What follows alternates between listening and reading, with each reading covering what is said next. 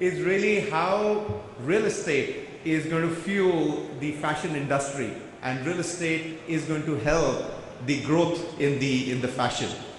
And we all know real estate is an integral part of the retail operations. We also know that real estate has its own challenges, and particularly when it comes to retail, it has a lot more challenges given the way the partnership between the developers and the retailers needs to work.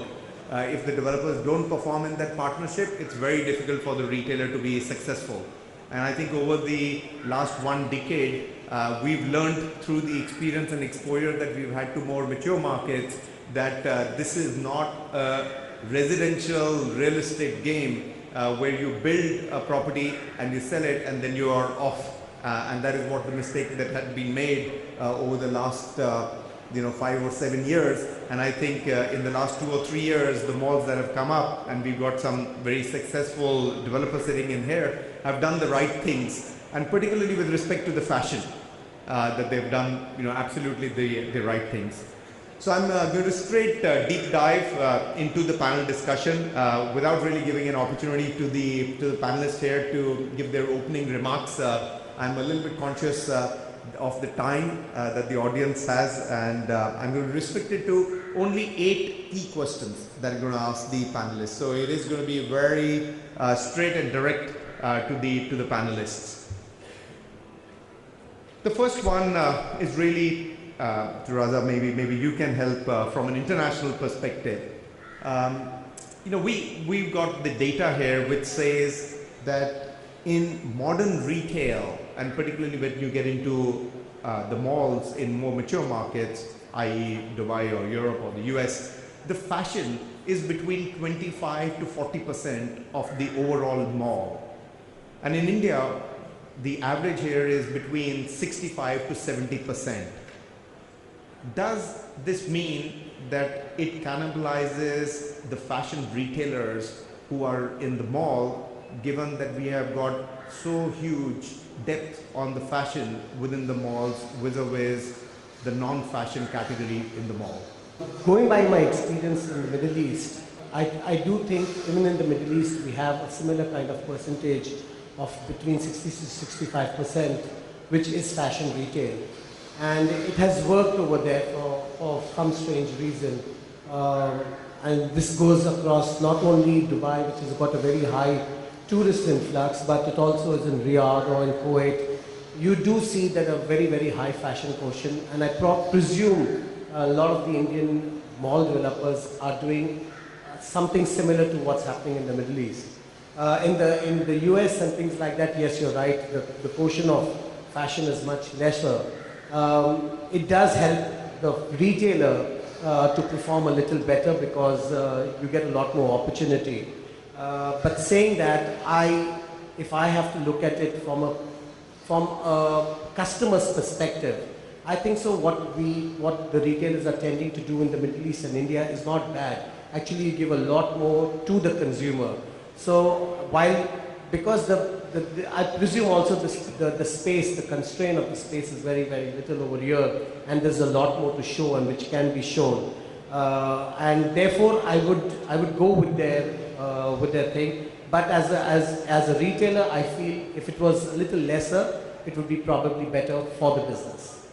And Parag, your thought is very similar to this, that you feel is that about 60-65% may be okay. As Raza said, lesser the better, but it is livable to have that kind of fashion depth within the mall.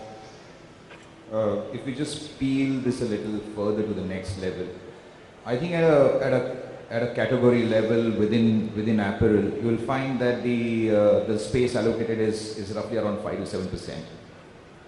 I think it goes to say that the apparel market or the fashion market in India is now a lot sharper. There are brands that really specify and means very specific things to a consumer. So if you were to look at, yes, overall you might look at about 65% space being given to apparel, but I think at a category level, if you were to peel that in, it's about 5 to 7%, which is not really too bad in that particular sense. So as long as, to me, as long as we are in that ballpark figure, I think we should be fine. Manish, coming to you, you've got very large and very successful mall, the Great India Place, working in Noida. What has your experience been if fashion is too heavy within the retail space?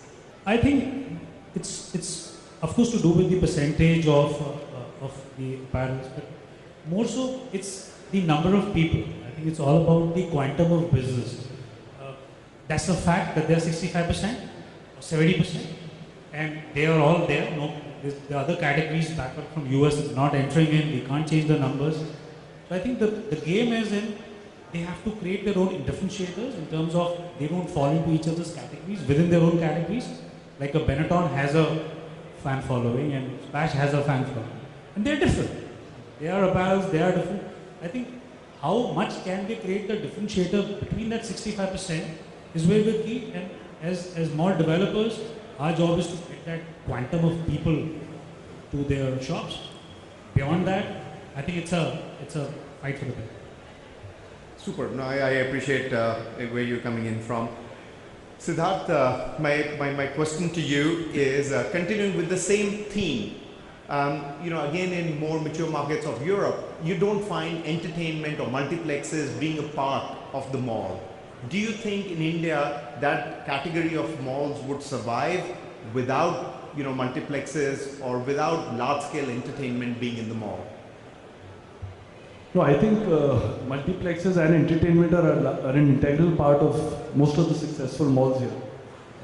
A lot of shopping is impulse shopping, and this does bring in a lot of footfall into the mall. So I think entertainment should be a large part of the malls. To the contrary, I think a lot of malls lack the right mix of entertainment and food today.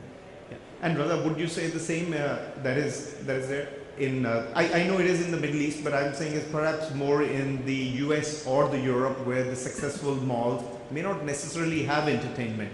And I don't know, because Bollywood is so big in India, maybe that's the reason why we have entertainment as an integral part. No, it is, I think so. Overall, whenever you see successful malls, you will always see that the mix of entertainment and lifestyle retailing, there's a very good mix. And wherever you have seen that mix, you see that that mall gets successful. When malls are very, very niche or they only do a certain category, it does not drive traffic. And you require the entertainment, the leisure, the relaxing part of in the retail for sure to bring in the customer. Because once they are in, none of us need actually clothes because we all have 4 jeans and 10 shirts and 20 trousers in our wardrobe. It's only that when you come in, you see something, you get enticed and probably you get engaged. Very, very rarely, at least in the Middle East, where you will come specifically to shop. They do come for an entire evening out, and in that they indulge, and then they'll probably shop. So I do believe that entertainment is a very important and integral part of any mall. Yeah. Should be. Yogeshwar, I had heard in one of the sessions like this before where one of the retailers had said is that he finds that the multiplexes create more problem for the mall than the benefit for the mall, i.e., the car parking is filled up with the multiplex, with the people who have come to see watch the movie. The car is there for 3 hours, and they've come with the mindset that they're coming in to watch a movie and not really do the shopping. So the food court may benefit, but not necessarily the mall. Good evening, everyone. In context of Select City Walk, with a lot of experience of now 6 years of experience, we believe that multiplex definitely adds a lot of value. On the contrary, the celebrity visits definitely disrupt the fashion mall because we feel that whenever there is a celebrity visit in the mall, then there's too much distraction and people don't shop, even the store managers, they come out and it's a distraction for sure. It is not conducive. But multiplex is required as of now. It is, yeah, super. My next question, Seema, I'm going to start with you. We saw in 4, 5, 6 years ago, a lot of the formats in retail come up and take much larger spaces. And then over a period of time, and for the right reason, we've seen is that they have, had smaller spaces and perhaps more productive spaces. Do you think that this is a trend which is a learning format for India, or it is a trend which is globally, changing over? Hello, everybody. I think you're initially when the malls came up, I think we all young brands were acquiring larger spaces. And gradually when we realized that real estate is very expensive and it's denting the P&L, we had no choice but probably reduce the spaces. Actually, for a brand to reduce the space is not a really right format, I think. For a good brand to be visible, you need to have a good ambience in the store, a good free space. I mean, I'm seeing kiosks coming up in the mall, which takes away the free movement spaces in the mall. I find it very shady. So I think even that goes for the brand. The brand needs to leverage over the entire ambience experience which a consumer is going to enjoy. But as we say, real estate is so expensive. I think it's denting the P&Ls of the young brands, which is why I think the spaces are shrinking. I mean, I was in China recently and I saw, I think Forever 21. I mean, they had a huge store. I mean, it's my dream to be a store like that, but then I don't think so I'll ever be able to make it with the kind of real estate. I will never be able to get there. I mean, I'll have to really look at a big investor pumping in money to get me there, because the real estate takes away a larger chunk. So I don't think so that you need to really squeeze your stores. You need to have a good format store. You need to give consumer a great feel factor in the store. She should enjoy shopping. I mean, you need to come with your family into the store. You can't enter a store, 5 people will fill the store. I mean, how can you have a store like that? I mean, I'm sorry, Anush, but I think this is a personal request. You need to look at a domestic player. I'm really sorry, but I've been in the business for like nearly 20 years. And, you know, till I don't find an investor, I will not find my place. And I find it very strange. Because I'm sure there may be hundreds of entrepreneurs and talent in this country who's finding space. As the market is going to grow bigger, it's going to be anyway very difficult for a domestic player to survive. I can quite see that. So, are we going to be killing the entrepreneurs in the country? Or the real estate people should actually look at the domestic players very seriously?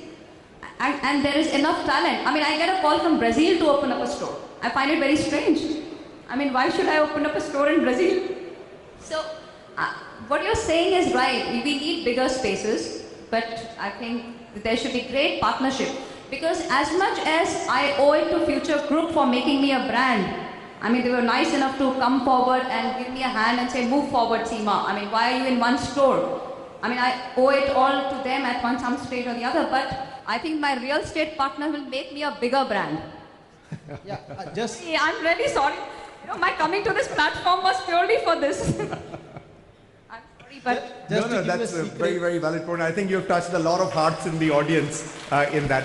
I'm just going to carry on that. That was not a part of my original script, but I do want to, you know, carry that question on because I've got a little bit of thought on that. Siddharth, just to you, do you find that the mall owners, you know, carrying on just from Seema's point, differentiate between international brands and the Indian brands? You know, one, it is expensive and, you know, obviously difficult to support. And the second is perhaps, you know, you pushed a little bit up on the higher floors in comparison to some of the more, you know, international brands? Absolutely. I think it is a sore point. I think there are enough Indian brands that generate very robust sales per square feet, not given the right credit and the right visibility and space. I think my category in specific, it's assumed since the consumer will find it and look for it, we're at times put into corners. So I think that's something we find most of the ground floor gone off to international brands, and it would be good to see what the productivity of good Indian brands are and visibility accordingly. Yeah. Ashita, you want to add? There are 2 points I'd like to make. Number one, I do agree with Siddharth. There is some kind of a differentiation which is done. I again belong to the ethnic wear category, and we are pushed on the higher floors. We are pushed on perhaps, let's say, different kind of formats. We're not looked as an anchor store because it's assumed that it's okay, we're not an international player. It's not equally well known as what the assumption is. That's one. Number two, on the size front, it's not always a bad thing, to be very honest. I think a lot of times we started off saying that, you know, big is better. We need, let's say, a 3,000 square feet store to actually run perfectly well and get an X amount of revenue.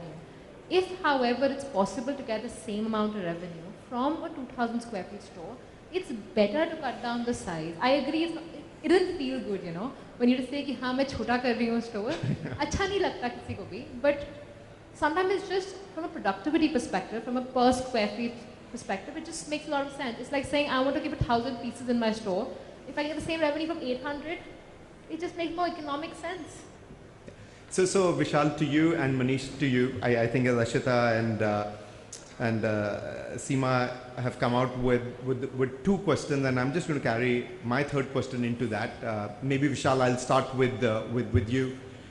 You know, one is that if the brands are looking at more productivity from the same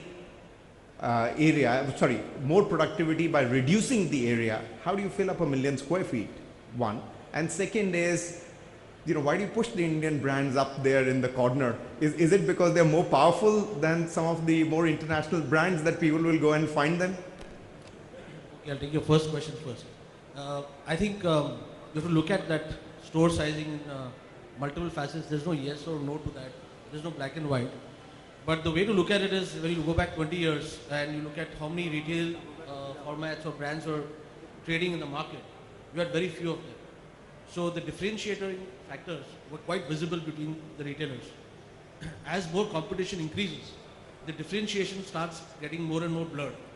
So when you see that, you know, your competitive edge is dropping from a differentiation point of view, you want to also look at reorganizing your format and cutting down the earlier differentiators out of your basket, because they're no longer differentiators. They are overlapping with other brands. So you want to get efficient from that point of view. So, for example, everybody cannot survive selling just khakis. You know, everybody had a set of khaki pants or cotton pants, and you couldn't just do business with that alone. So you need to create a differentiator for yourself, and therefore store sizes got moderated due to that. The second thing is the classical economic theory of marginal propensity of demand, the diminishing value of demand as such. So every increase in supply does not generate a commensurate demand to match the supply of the marginal increase. So the point is that with every increase of square foot, it will not translate into an equal amount of increase in sales. So I think retailers have understood that part of it. So that's speaking for a reduced size. But if I have to look at a fantastic market or a fantastic mall, which is like Select City Walk or any other mall that is performing well, including I would say ours, retailers would look at having a larger footprint because their risks are in a way covered. So that's the reason why they do not want to open large format stores. So there, even if the differentiating factors are blurred to an extent, they get taken out of the picture, or the risk is taken away because of the market being vibrant. So I think that's where the retailer will come in and play a role in taking a larger footprint. Having said that, you put all these things into play. Retailers across the world have store grades. They have a grade A, grade B, grade C. In Shoppers Stop, we started this 20 years back. So every store would not get the same amount of importance in size, in quality, or in depth. So you would actually get a store grade. So I think there's a fair amount of science and research that goes into categorizing the store sizes and choosing the store size that you want to establish in the market. The second part of your question is about Indian brands being pushed on the upper floors. So again, there is no one straight direct answer. The first, if I have to give you a direct answer, it's not true. At least in our mall, it is just not true. But the reality of real estate development in India is that it's more vertical than it's horizontal. So it's not just that the Indian brands are chosen to be pushed up, but there are a lot of international brands also which are positioned upstairs. I think it's more about category formation. It's more about creating a basket of choices for the consumer at the right level, which determines the allocation of spaces for a particular brand. If I have to speak about Orion Mall, we have, I think you visited, a lot of people have visited Orion Mall. We have a lot of Indian brands on the ground floor, and we also have international brands on the upper ground on the first floor. So there is no real, I don't think there is a real black and white thing, but there could be a generalization taking place in the market. However, I think category allocation dominates more than the brand. I think brand has to win in that category. If I was to ask Siddharth, how many stores does he have on the ground floor versus the higher floors, I think that would probably give that answer away. Yeah, in the last 3 years, hardly any. And my first 3 years, all of them. Just another point to add to that. Someone will go to the second floor eventually. Some fashion has to move to the second floor. And I wouldn't talk of a Select because I think that's exceptionally well run. But there are a lot of cases where the price differential between a ground to the first to the second, you have a mall that's 1 million square feet and everyone doesn't want to get into negotiation with retailers, so they make a fixed price module, and the price differential is a 10% difference. The footfall on the second floor is not 80% of the footfall of the ground floor. And if an Indian ethnic wear brand is at 80% of the rent of the ground floor, we are actually subsidizing that in some way or the other. So I think that's a thought for retail. So if we are even pushed onto the second floor, I think there's got to be a substantial price differential, which should be a benefit that should come in. And for prime real estate, there's got to be I think your margins are very high. That's why they want more money coming through. So I'll just ask Monish and Raza if you want to comment on that. That point, particularly pushing the brands a little bit differentiating. I know Parag is very quiet on that. We run a mall called the Great India Place. It was first leased by JLL. So we were doing a phase 2 of that. And my colleague from JLL, Rajiv Bhatt, incidentally is sitting here. And we got a research done. And even after 7-8 years of operational GIP, these brands, which they are complaining, SEMA, they still do the best numbers, and after 7-8 years of phase 2, you're still at the atrium level. And Siddharth cannot complain, he's always on my ground floor malls and he's the first one to give the LOI. So I'm saying you should have the guts to give me the first LOI. I will keep the blank plan in front of you. Because Siddharth has that guts, he sees Biba will run, I go to him, he gives me the LOI. He doesn't ask me, who's my neighbor going to be? So, I mean, if you have the guts to sign in, I always say, the first 50% is we go and request brands, and the last 50% is they come to us. So it depends on, if you are in the first 50%, trust me, you'll get all the best locations in all possible malls. Appreciate I hope all mall developers move with the same I am for you, thing like Unitech does. Important. We are of course very happy with. No, it's all about research. It's all about doing the right research. Yeah. So we hired the right people, they did the research for us, and that's what the resultant is. And so we're repeating, after 7 years of a successful mall, we're giving the same category the atrium level. So it's all about the catchment and the research. Razat? Basically, I'm no expert in the Indian retail malls over here, the malls, because I'm a more product and a retailer. I'm a product person and a retailer.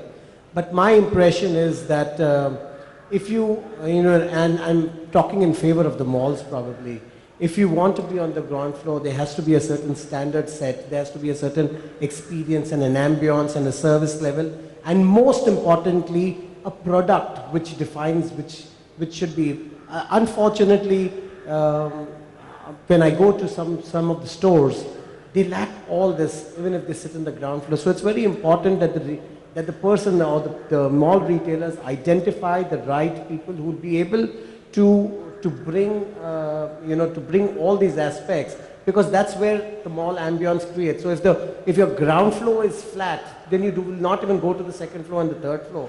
I don't mind being on the second floor, but it has to be made sure that every other aspect on the ground floor and on the first floor and the circulation is good. If you do create that, then there's no problem. But if it is only done on the basis of a rent or I'm sorry to say, Rajesh, but if it's the first who comes in, it's wrong, because somebody has come in and has done you need to, as mall retailers, research the person, understand the product, get into the depth of what the brand stands for. And many of the malls which I see in Bombay especially, the reason they look very haphazard, because they've put very haphazard retailers. They do not have the retailing experience or the retailing standards, the standards which are required for retailing. And that is where I feel the mismatches.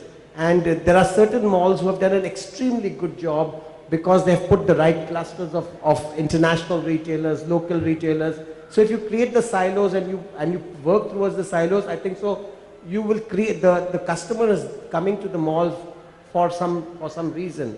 So if you create the right cluster, they will go. So if ethnic wear has to be put together, great. Put all the ethnic retailers together, or put all the fashion international retailers together. Unfortunately, you do not get that mix very well.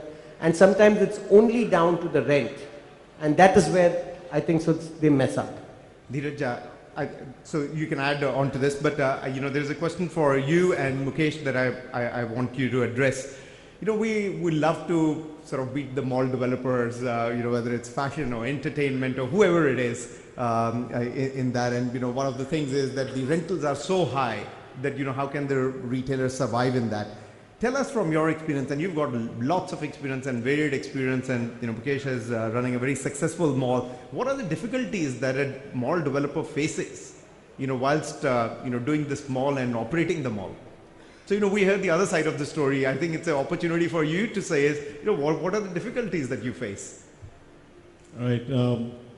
Although I wanted to comment on the earlier question, but I'm going to go on with this one first. What difficulty does the mall developer face? I'm going to go back and think, what difficulty does the retailer face? Okay, in a similar forum 5 years ago, the question was developers charging too much rent. Okay, and retailers complaining that 20% of their cost is going into rentals or 25% of the cost is going towards rentals. And developers are trying to make a lot of money. Slowly the things changed. Going from a fixed rental, we went into a revenue share versus minimum guarantees. And then changed again. From there we went into only revenue sharing. Then changed again to a point now where a retailer is saying, not only I'll pay you just a revenue share, you have to help me with the fit outs as well. So you want me to get into that business as well. So I personally feel that both sides, okay, we swung on one side when the retailers were doing, when they were asking for incredible rentals, which was not right. At the same time, today, if retailers are saying, listen, you got to do my fit outs besides doing all the low, high side, low side flooring, everything. So I think there has to be a common match somewhere. You have to, a developer is not in a business of retailing, okay? For him to handhold you completely, not right. At the same time, developers should also be reasonable to charge rentals which are bearable, which can sustain a retailer. Internationally, it should not be more than 8 to 10% of your total cost. So at the moment it is going beyond that, the retailer is going to bleed. So what I would say is, I think what's required is both sides to be just, fair, and both sides, let both people, both the entities make money, and at the end of the time, the consumers have to be happy. While I say that, I wanted to go one step before a question that you had said, which I wanted to comment on, which was the first question you had was the categories. I think if we have if we are thinking about a customer, everything will fall into place. In other words, if in India, unlike the western part of the world, if we spend 40 or 50% of our disposable incomes on food, and we only spend 20-25% on fashion, then that is the kind of category. See, what people spend on is what you should devote the categories to. Okay? If people in the West, they are spending more on fashion, that is the reason you have more fashion stores. Okay? I think what people are looking, or what they want, is what you have to give them. You don't impose yourself. And that's what's probably been happening. We completely forget the service sectors, or so many other things which a mall can have, right from banks to, whether it's dry cleaning shops to, dentists to, pharmacies to so many other things which people just miss completely. So many categories which are also wanted. So I think we have to proportionate on the demand of the consumer, and how he spends his money is how we should devote. Coming back to the second question that you had asked, where you said, why ground floor, why first, why second?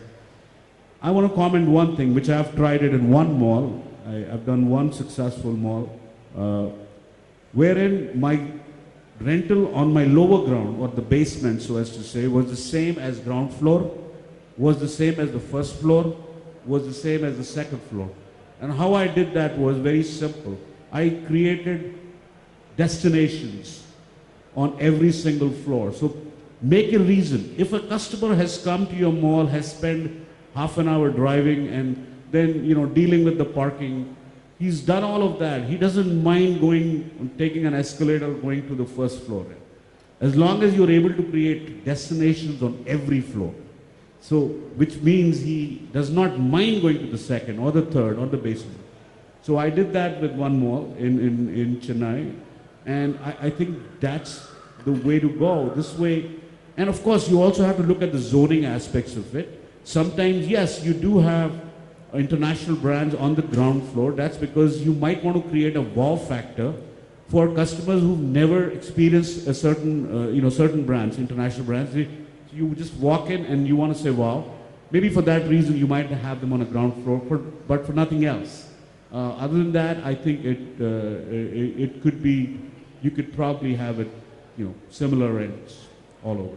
Yeah. I'm sure Biva and Ramanikar can also create a wow factor on the ground floor as you enter in. Mukesh, the opportunity for you to tell us what is it that you find difficulty in operating, running, owning these malls. I think I've been very fortunate right from day one. We have a great mall. It's been zoned very well. So, people travel to all the floors. If you talk about active wear, it's in the second floor. So somebody has to buy a pair of shoes, he has to go to the second floor. So it doesn't matter whether you're in the ground floor, first floor. If you can drive people to all the floors, I think half the battle is won. And in terms of this argument about having the ground floor or the first floor or we've understood that argument. Tell us, what is it that you've got sort of 120 seconds to say, what is the difficulty that you face as a mall owner? I think today what's happening in terms of the size, resizing of the store, I think we have been getting requests that some of the store sizes are bigger, so may have to resize. At the same time, we also get requests to increase the size of the store. Somebody's got 1,000 square feet, so I'm going to add more categories. Can I get another 500 square feet? Then we also have challenge at getting some smaller spaces like a kiosk. The way the mall has been designed, most of the stores are anywhere upward 500 square feet, even 500 are very few stores. So I think we missed that. Maybe you could have had little more stores with a smaller size, anywhere between 400 to 800. That we do not have currently, and that we face a challenge there. And the way again it has been built, we can't possibly have smaller, we can't cut the stores to smaller sizes. It'll spoil all the elevation of the store, of the mall. So that's our challenge. In terms of operations are concerned, I think it's been pretty well at the retail. So pretty happy able to get a lot of footfall to the mall. In fact, today we have got 50% flat in the mall, and I'm told we're going to reach almost 1 lakh of people coming to the mall. The who's pulling, how the people are coming, it's all the fashion brands. It's not the theater or not the food court, it's the fashion brand they're pulling in people there. So fashion brand definitely makes a difference to the mall, and if you have a right kind of brand which has got a pull power, it's going to benefit everybody, not just a particular brand. It's going to benefit everyone. Great. Parag, I'm going to come to you and sort of move gears. For fashion retail, you've been very successful on the high street, and equally you've been successful in the malls. Given an opportunity, where would you grow? High street or malls? Both. The consumers come to both the places. So I think that the biggest one, and it goes back to one of the questions we talked about. I think when we look at the presence of brand Levi's, whether it's in which mall, which high street, which floor to take in, I think if we leave the decision to the consumer and the catchment, that it really takes care of. So we've gone across to malls, and we have been pretty successful with the developers on trying to convince them that the catchment that they really cater to is the one that really sinks in with the brand, and therefore it is really imperative for us to put up a little bigger space and get on the ground floor. Because I think at the end of it, if the entire ecosystem is going to win, I think that's where the win is. I think it's not a zero-sum game where if the retailer wins, the developer has to lose, or if the developer wins, the retailer has to lose. I think it's, if you leave it to the consumer, and if you say that it's about the ecosystem that we are really talking about, then you really end up taking the right decisions. And therefore, if you have to look at how we've got a split of nearly 60% of our stores on high street. And over the years, I think what has really happened is we've seen that the consumer in the high street is a lot more sharper. We see different demographics. We see a more serious buyer. We see the age group that is coming to our high street is a little elder in that sense. We see a lot more women comfortable in our high street because they get to spend a lot more time. They really want to spend time Therefore, for example, our high street stores have a lounge sitting because the consumer spends more time. So I think eventually as a retailer, you would start understanding what the consumer profile is. There is the beauty of Indian retail is that we are now into the early stages of segmentation of the consumer. So consumers have started understanding where they're going to buy. The categories, for example, in case of Levi's, the fits that sell in a high street and the fits that sell over there, the price points, the gender category is a lot different. So you need spaces, but what really matters is how you deploy that space. So you need to be really, really conscious about who the consumer is, and as long as you have those particular consumer, you need to adapt that particular store. So, and I think that's the success formula. You need to have a balance. You need to have high street as well as malls. I think both of them have a very strong role to play, and that's typically how it's panning out for Levi's. Yeah. And Ashita, your experience would be very similar to Parag's? For us as a brand at Chava 555, we would choose high streets any day, I think. The kind of conversions, the kind of seriousness of customer that he was mentioning is so much higher. Wow. When a customer walks into a street at a high street store, he has kind of a mindset he wants to purchase. He's actually sought out my store, he's come there with the idea of purchasing. It's not just in ghumne aaya tha and So just walk in. conversion is very high. It's not like that. So the difference can be, let's say, a 35-40% in a mall and even a 65-70% in a high street, and that's the kind of difference. So the kind of effort I'm actually spending on one particular customer and the kind of results in the ROI is way better in a high street than compared to a mall. A mall, from whatever I believe, is that it becomes kind of a social outing scenario. You're going out to actually spend a day, and it's impulse after that. So I have to spend my time, I have to spend some money. I've entered into X number of stores and bought X number of things from there, and mine could be one of them perhaps. It could be a Chava 555, it could be a Levi's, it could be a Biba, it could be various other stores which he's entered into. At that point of time, jo man kara, whatever he's felt like it. In a high street, it's not like that. It's the actual customer who's walking into you, who's found you out. So for us at least, the high street's been done much better. Super. Raza, last two questions from my side. So the second last to you. How big is the Indian market for foreign retailers? We've been hearing on this FDI and there's convoluted structures that have come up given that federal has decided to give the empowerment at the state level. And we've been sort of reading in the papers that FDI is open, but FDI is not, it's going to be very difficult to implement. Leave that aside. But just as the market, do you think we're like big and ready and the foreign retailers are really wanting to come in? So if we have a business friendly, strong, stable government come in May this year and they decide that we're going to clean up all the FDI policies and we're going to make it very easy for foreign retailers to come in there, do you believe there's a rush? I think Seema is going to be very interested in knowing what is going to happen if that was to appear. Yes. My opinion is, going back, because I'm from India, from Bombay, I've always been interested in doing retail back in our own country. We've established ourselves in the Middle East. But saying that, it has not been a very easy ride for an international retailer to set up over here. The market is huge, it's very, very big, there's a huge consumer spend, there's a huge, especially on my sector, there is a huge middle class consumer. Saying all that, it has its challenges. The biggest challenge is the attitude of fashion.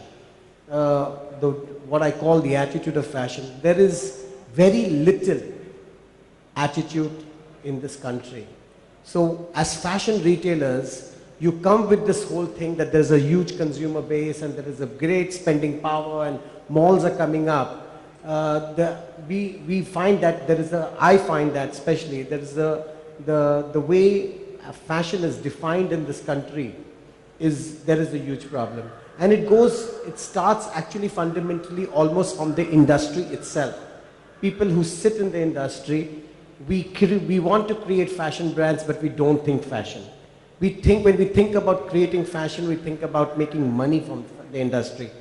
Of course, money is to be made in every industry, but when you take that business on, you have to take it seriously. And the seriousness of fashion is not there in this business, and therefore, I find it challenging. And Fashion is about change, bringing change constantly, innovation and bringing change in people's life. We don't do that. There is a very, very serious Me Too structure in this country, and unfortunately, fashion is not given we use the word fashion, I'm sorry, but we bastardize that word, almost. But it is not true, because we do not live fashion. We do not want to bring change. So therefore you ask a consumer, what is this fashion needs? Probably he'll define it to style rather than say fashion. Because fashion is about trend, it's about the right color, the right silhouette, it's about the lifestyle, it's about bringing, and we don't have that. So when I came in about 4 years ago, I came with very, very enthusiastic.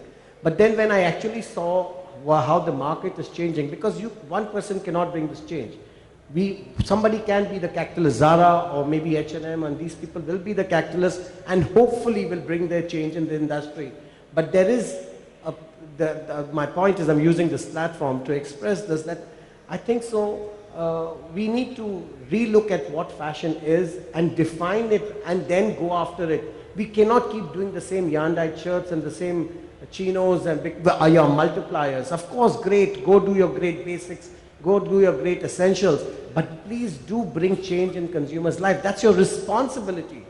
Because the business where you're making money, it's your responsibility to bring change. And unfortunately, I have been in this business for 20 years, and it's sad to sit on this podium and say that there is not enough change in the fashion. And therefore, it becomes challenging for the big people or the big boys who will come into this country, and they will have to either change formats and change their DNA, which they will not. They will not want to change it for one country. So probably that's where the challenge would be. And people who do, I have seen a lot of retailers who have come very, very aggressively, and they have left very quickly also. So this is becoming the biggest graveyard for brands in time to come if there is no change. So I do believe first the consumer, the people who are sitting on this panel, the industry who's sitting in front of us, the people who are exhibiting outside, we all need to first bring the change and say that we want to be a fashion retailer. Otherwise, just say I'm a retailer, and just keep like how a baniya sell dal chawal, we send our chinos but if you really want to sell fashion, you have to be honest to it. I've seen a lot of our Indian buyers and designers in international shows, and I'm wondering why they are traveling to those shows, because they're really not bringing change in the business over here. So it's unfortunate, but retailers like us who feel can do something, probably we're not being able to express ourselves and we're feeling isolated. Therefore, it's very, very slow. In the Middle East, which is a very, very small market, I have been able to open 200 stores in the last 20 years. I've not been able, in the last 4 years, I've not been able to open more than 12 stores. Not because I don't want to, or I don't have the muscle, or I don't have the backing. I have everything. It's just that I'm not seeing enough change happening, and therefore resentful of coming in. Therefore, coming in very slowly, and somebody recently asked me, and I said, I will want to come in, but I will come in very, very slowly. I don't want to go crazy. Sorry about using this platform to express my views on fashion. I think that's a very honest opinion, very honest and very nice to understand that, and coming in from someone like you who's got both international and domestic exposure and experience, it's very heartening. Although I'm not sure how enthusiastic it is for the mall developers, given the definition that you've just provided on fashion. Let me go to part B of this question. And I'm not sure whether you can divulge the information or not, and maybe in percentages if you can let us know. How big is Levi's operations in India when you compare it A with China and B at a global level? Are we significant, or we're like a speck in the overall scheme of Levi's? Yeah, so if you were to look at percentages here, we are a speck. And I think that goes for most of the categories in India. As against China, I think, China is definitely bigger, and I think it will stay bigger for most of the categories. And if any category India is doing better, I think China is doing worse for them then. There's no reason why China should not outstrip India in the currency, because their economy is significantly higher than India's. So I think if we were to look at the absolute numbers, yes, we are lesser than China, but we are the second biggest affiliate for LS & Co in the Asia region. But I think the way the company looks at it is it's a mix of things.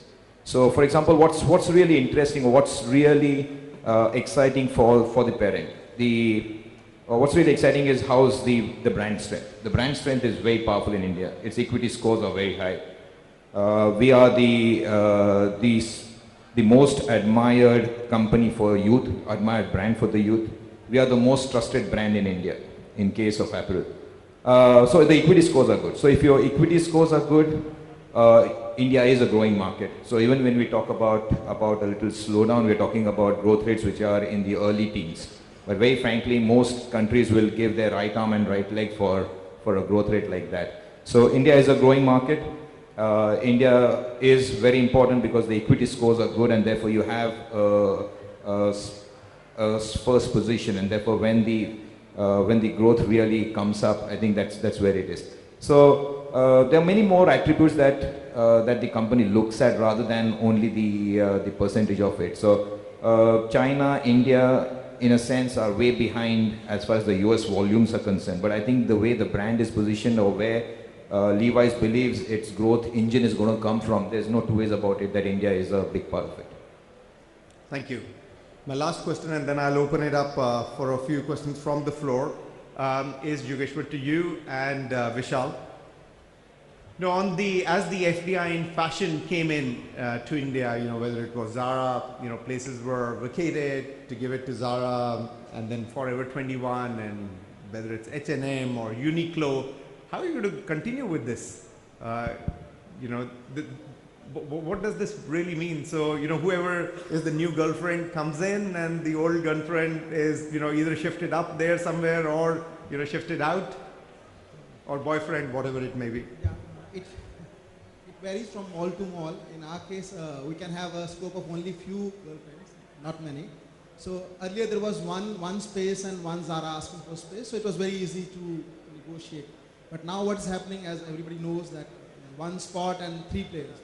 And if you give it to one, then you are blocking the other person for at least 9 years or 10 years or 15 years. So the choice has to be very, very careful and very serious. And just to answer one more point here, that I was reading somewhere today that Michael Dell has said something very, very nice, that we have to have ears and big ears because we don't listen too much. So listening to all these very, very serious and intelligent people, I feel that affordable fashion has a lot of future in India. We had 5 Indian fashion retailers, and all of them shut shops and went because retailing and fashion and creativity don't go hand in hand. That's what I have seen. Indian fashion designers, they all shut their shops and went because retailing was not known to them. So retailing, a combination of retail experience and fashion has to be very, very synchronized, otherwise it will fail. Well, that's an interesting point, Siva, that so the Indian fashion designers opened and they shut shop not because they were not good, but they didn't have experience of retailing. Yeah, I think he's right. He's very right, because I think, like I started my career supplying to Ensemble, which is a high-end boutique. Everything was like a 2 lakh rupees outfit and 3 lakh rupees outfit. And when I came into the actual consumer market, which is the pantaloons and the malls, it's totally a different experience. It's a lot of back-end operations. It's a lot of operations. I failed. I mean, I've gone through my lot of learning curves, and I'm still going through one. And I'm still soul searching the brand, So I've realized one thing, that you need to be focused. You need to understand what brand stands for, and I think that is what is retail. So it's about consumer experience. It's about the brand experience. It's about what brand stands for. I think most of the designer fraternity is lost. I'm sorry, but I don't want to make this a statement. But I think they get lost. I think it's more for themselves. It's more, I think, a self-pride factor there. It's not the brand. It's not the consumer. I think the retail should look more from the consumer point of view than personal point of view. I think when we talk about designer, I could have been a Seema Kakkar store, I mean, it doesn't matter. How does it matter? Tomorrow if somebody takes on to the brand, it doesn't really matter because it's about the brand. It's not about you. So I think once you get that right, that retail is not about the person behind the retail. It's more about the consumer experience. It's more about the product. That is to be really understood. Anuj, I think he's really right. He's really right. You know, otherwise, trust me, there's enough talent in this country. Enough talent. I meet so many people. You know, I must have launched in my. I was heading Literati, which was one of the very high-end boutique in India. I mean, it's unfortunately that they had issues and it was competing against Ensemble, and I worked there for 9 years. So I remember launching JJ Valaya and the, you know, Anand and the likes of many. I mean, and they're far more talented than I thought I was. I'm not even from the fraternity of NIFT. You know, I mean, I don't even know NIFT stands. In my time, NIFT didn't exist. So what I felt is, when I used to look at a consumer, I used to think, my God, she's buying me for 2,000 rupees and she should get everything in that money, man. So for me, it was more like her than me. So I think it became, at some stage, I understood this earlier than the rest of them. And now when I meet people, like I met a few designers recently who joined Amazon and many of the e-com sites. They say, we're going to develop brands and we're going to do this and we're going to do that. I say, I wish it was that easy. It's very difficult. So I really salute all the international, because I think they've seen the journey of I have been reading a lot about all the international brands. I read a lot because I'm going through this curve right now myself. And I know what it feels like. I've given 20 years. So it's not like a journey that, and I keep saying to my children, you know, back home, that a brand lives many deaths. Yeah, I mean, so if you survive many deaths, that's when a brand is born. So it's not, a brand is not just made over 10 years or a decade. People go through the cycles. Diesel went through one, Prada went through another. I mean, all of them. You read history about Calvin Klein, I'm seeing brands shutting. I saw Tommy shutting down and coming again. So there's nothing wrong in, I think, retrospecting, what we call it, introspecting, checking out where you went wrong and coming back and understanding what is actually a brand stands for. I think we all need to understand that as retailers. And so retail is, what he said is very right. So I think when we crib about retail space not given to us, I think we need to really learn a lot more retail than we think we know retail. It's not that easy as we think. And I think what somebody said, that the retailers are not serious. I said that. He said retailers in India are not serious. And I think I really believe that they are not serious. I mean, I see the young fraternity walking out and they think retail is fun. I mean, you can just give one outfit to a consumer and that is retail. No, it's not that easy. I mean, you have to live in retail. It's a different world altogether, I guess. I'm sorry. No, but you've been extremely successful. Biba has been extremely successful. So, you know, you've done some things right. No, and yeah, you know, but, my guess is, you know, I can tell you today on the stage, it is that honesty. And, you know, there could be several people who could have said several other things today. I think that is absolutely superb for... Thank you so much. And they listen to the customer. I mean, you have to have big ears. Otherwise, now a lot of people don't listen to the customer. The customer is important. We all have, you know, we should all choose our ministers very carefully. Everybody, we are not open to correction. So if we are open to correction, then we will correct ourselves very quickly. Vishal? So final comments before we open it up for the floor. So change is inevitable in every part of our life, and so FDI hopefully will bring in the kind of change that we're all looking for in the retail industry. Having said that, there's so much of confusion that all I can say right now is, at least for what is happening in Delhi, is pehle aap, fir hum kar lenge. So, you know, they've got to sort out the problems first before we start thinking about what action we've got to take or what plans we make.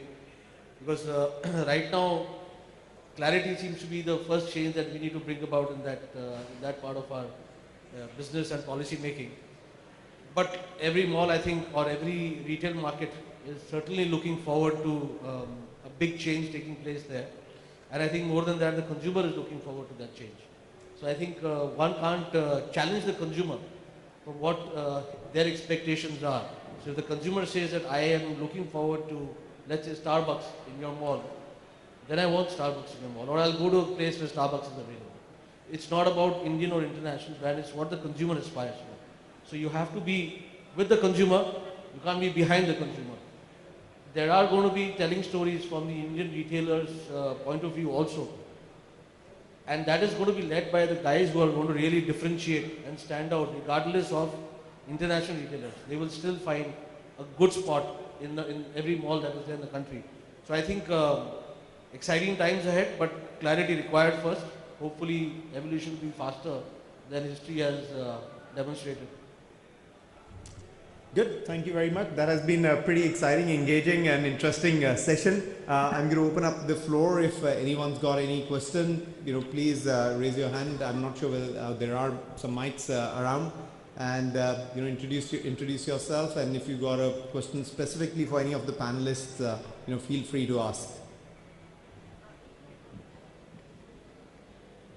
Else I will ask a question because most of you are equally good. Can I ask a question? Yeah, please go ahead. So, will the malls are the malls going to stay for a long time, or everybody will start buying online? Sorry, are the malls going to stay, or everybody is going to buy online?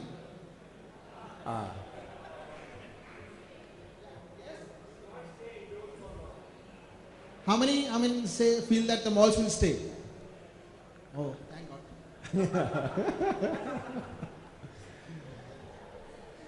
Good. Yeah.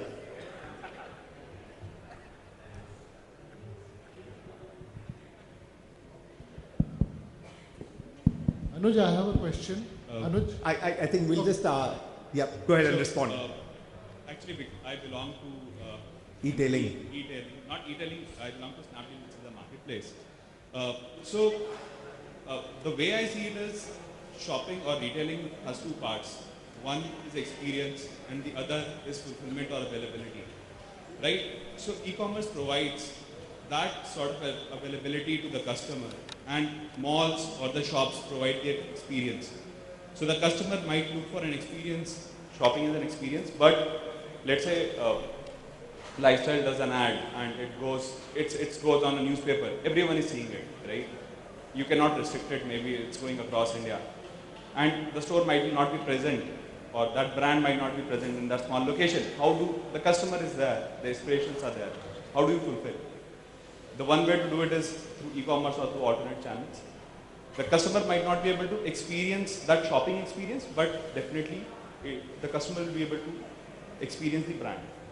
So I think both of these things will stay.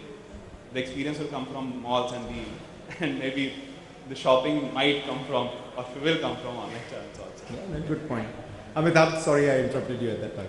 Well, I have a question for Raza, and the question is that Splash, which is Raza's brand, and he's built it with a lot of hard work and honesty and understanding of fashion. So I just want his advice for the fashion brands in India on how did he compete with the H&Ms and the Bershkas and the best of brands which are in the same mall. So Raza is available in Mall of Emirates, which is one of the finest malls. And you have a H&M and you have a Bershka. And how did the mall guys, when did they start thinking that Splash was ready to be along with H&M and Bershka? What did you do and how did you build this homegrown brand?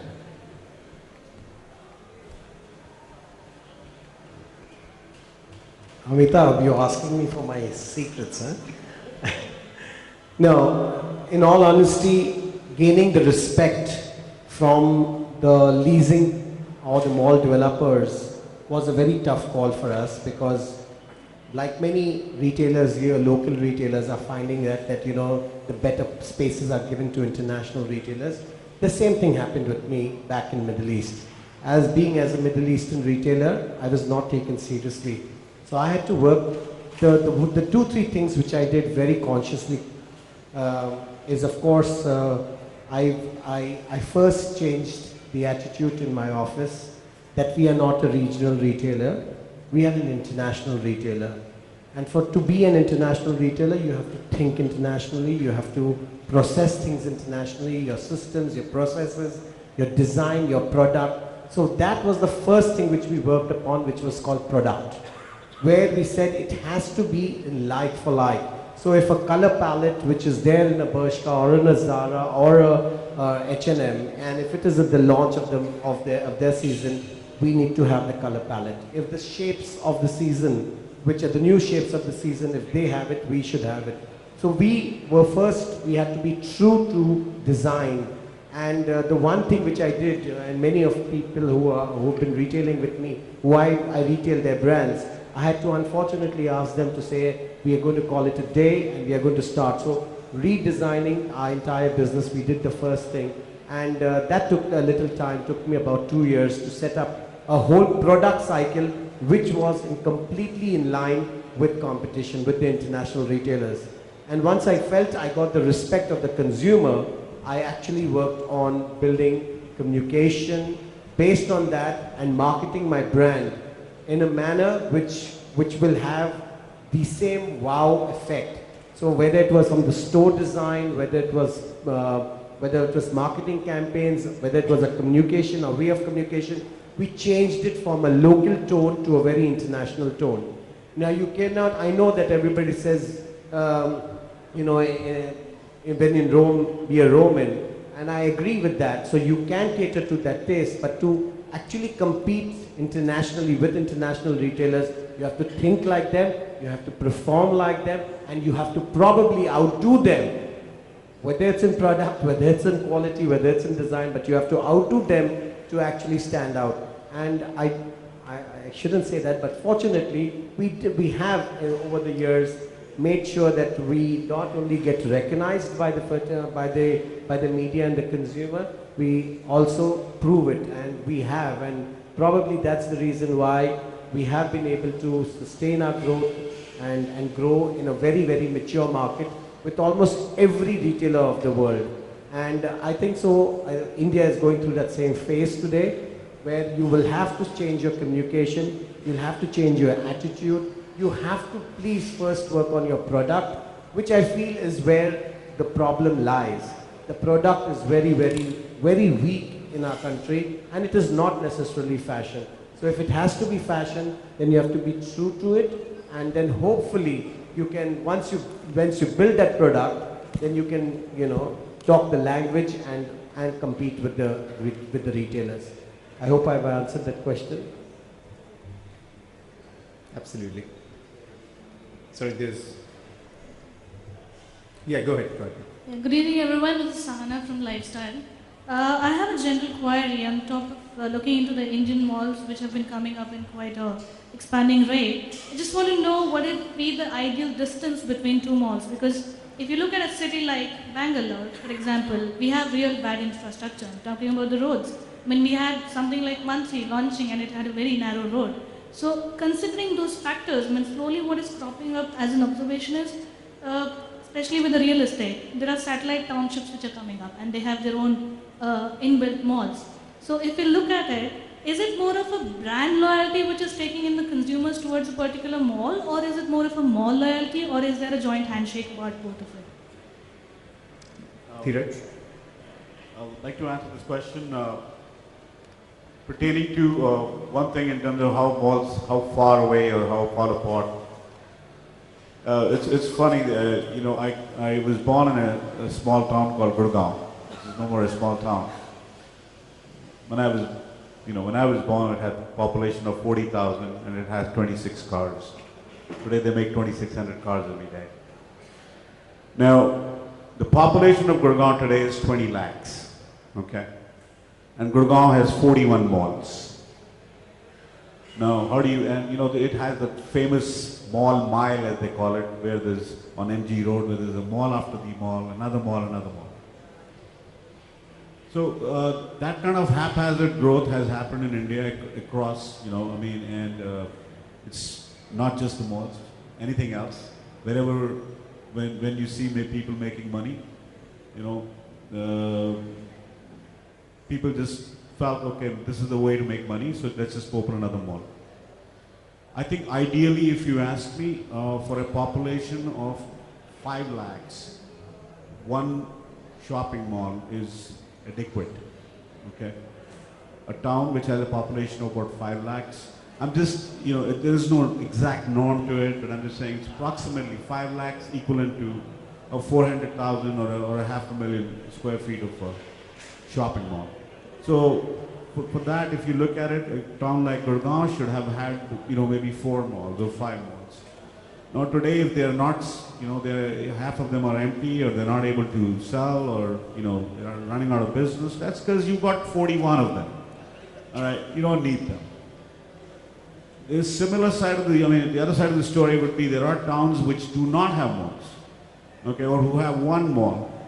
Now, a lot also while I'm saying a problem with the developers, they greed, I also have to say retailers, because of the fact the retailers want to go in only these 5, 7, 8 cities of India. You talk to them about tier 2, tier 3, tier 4 cities where that's where India lives. They wouldn't want to go there, okay? They would rather, so that's just what happens. So smaller towns where, you know, a population is 6, 7, 8 lakhs, which has maybe one mall or 2 malls. I mean, that's the ideal scenario. I hope I answered your question. I had another part to it about the brand loyalty and the mall loyalty. Or is it a handshake? Because if a certain person is preferring a certain brand, then probably most of the crowd would walk into the nearest mall. So, brand loyalty versus mall loyalty, there are only 250 brands in India. Okay, so if you have a Nike or a Reebok or a Levi's, you can't go away from it. You cannot, you know. So as of now, unless new brands come up, okay, you're talking vis-a-vis a place like America, which has, you know, about 8,000 brands. You're talking 250 brands, so you don't have a choice. Okay. Yes, in terms of malls creating differentiators, yes, Select City Walk has a Zara. Okay. You know, if you are able to draw in a differentiator, a brand which is liked and which consumers like and which is new, which is certainly that mall becomes a favorite. Okay, I mean, Select City Walk is a perfect example of, you know, the owners and the managers having the pulse of a consumer, and that's what's important. And that brings me to one more point. I don't think we need 9-year leases. There is no law that we have 9 or 15-year leases. I mean, you can have short-term leases, especially for new brands which just walk into the country, you know, fresh out of boat brands, until the consumer comes and tries them out, okay? So that's the way to keep changing. So you can churn them around. So if one brand doesn't do well with the customers, if you have a short-term lease, which is 3 years or maybe, you know, 6 years, at least you have a chance of getting someone else in when this FDI thing opens up and, you know, things change. Thank you, Dheeraj. One last question we'll take from there, and then we'll call it a day. Yeah, my name is Rajesh. I represent Lacoste. My question is to Rajak. Rajak, just wanted to know, you said that you're not expanding in India because India is not as mature in fashion as we speak today. So my question is very simple. In your parlance, what is not fashion? Because if we see India, like Nehru jacket became a fashion one time. Today we talk about Aap cap is a fashion. So what is not fashion? Are we talking about fast fashion and understated luxury or some other products? Or there is some other definition of fashion or not being fashion?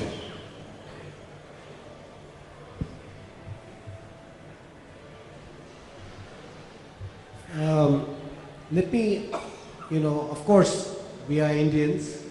We have traditional clothing, we have ethnics, we have our saris. That's a very important part of retail, which we have to do. And that is also fashionable. That also has got signatures, embroideries, inks, prints, and things like that. My problem is that I don't think so we bring enough change. When we talk about fashion, and when fashion, what the term I'm using is mainly for fast fashion because that's my industry. And while I would keep quite a nice portion of my business in my staples and in my essentials, there has to be, the change has to be as per what their international norms are. Fabrics, trends, you know, you have colored trends, you have themes, you have stories, you have new fabrics, you have new silhouettes. I don't see that. I don't see experimentation in fabrics. I was just at the Reliance, the Birla, one of the stands, and you know, polyester was once upon a time a fabric of this country, which was considered for the top class when Mr. Ambani started it, and today it has gone down to the masses. Now, but if you really go to see, polyester has changed on its head. There is breathable polyester, there's active polyester, there are various kinds of polyesters today. But if you go back and you see over here, you'll only see that polyester in the on the roadsides, or you will see them in sherwanis, and you will see them in kurta pajamas, and you will see everybody running around in a wedding in this ugly polyester outfit, which is not necessarily to be that. You could have actually a much better fabric in polyester, but that experimentation and that change is not being bought. And you know, we keep saying that this is a very, we are a very value-driven market and very price-conscious market. I promise you, for comfort, people are ready to pay that extra 200 rupees. You get the right comfort, and you know, you wear that. By mistake, once I wore one of these polyester kurtas to one of these so-called mehendi functions. I wanted to kill myself at the end of that day. You know, because I was burning in it. After that one dance, I said, I will never dance again. It is ridiculous that things like this we are not able, and I could have paid for that kurta if I had got the right product, but unfortunately that's all what was available. I needed to wear something, I bought that thing, and I was miserable in it. So therefore a consumer is not being given that change, and I don't think so. There is enough research and development and thought today going into fashion. That is my problem.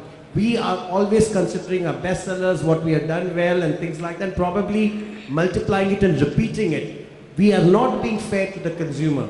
We are not bringing change to the consumer, and that is what I say. When I say fashion, of course Nehru jacket is a very fashionable garment, but it can be done not necessarily in one of, you know, it can be done in different fabrics in different ways, and in the colors of the season and things like that.